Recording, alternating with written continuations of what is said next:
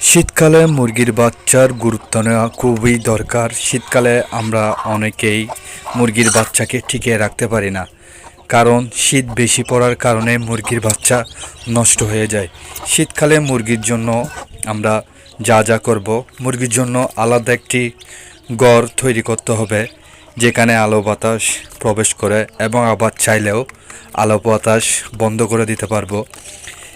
এই ক্ষেত্রে মুরগির বাচ্চা অনেক ভালো থাকবে। এবং সেখানে ব্যবস্থা রাখব মুরগির খাবার পাত্র, পানির পাত্র। খাবার পাত্র আর পানির পাত্রগুলো প্রতিদিন পরিষ্কার করতে হবে। মুরগি ঠিকভাবে খাবার খাচ্ছে কিনা সেদিকে লক্ষ্য রাখতে হবে। প্রয়োজনীয় জিনিসপত্রগুলো রাখতে হবে।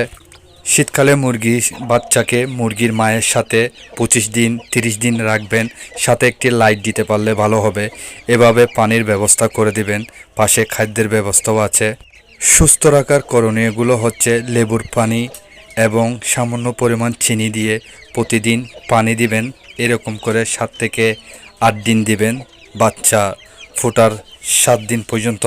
এবং এভাবে একটি ঘর তৈরি করবেন, যেন এই ঘরের এরকম ঘরের ভিতর বাচ্চাকে রাখবেন এবং মশা থেকে দূরে রাখবেন। মশা কামড় দিলে বাচ্চার ফক্স হয়, গোটা গোটা বিচি হয়।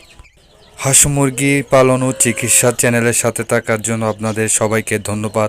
ভিডিওগুলো যদি ভালো লেগে থাকে, লাইক কমেন্ট শেয়ার করবেন, আর ফেসবুকে ফলো দিবেন, ইউটিউবে সাবস্ক্রাইব করবেন। আপনাদের জন্য কত কষ্ট করে ভিডিও বানাই, আপনারা যদি ভিডিওগুলো লাইক কমেন্ট শেয়ার না করেন, তাহলে আপনাদের প্রয়োজনীয় টিপসগুলো নিয়ে আর ভিডিও বানাতে আমাদের ইচ্ছে হয় না।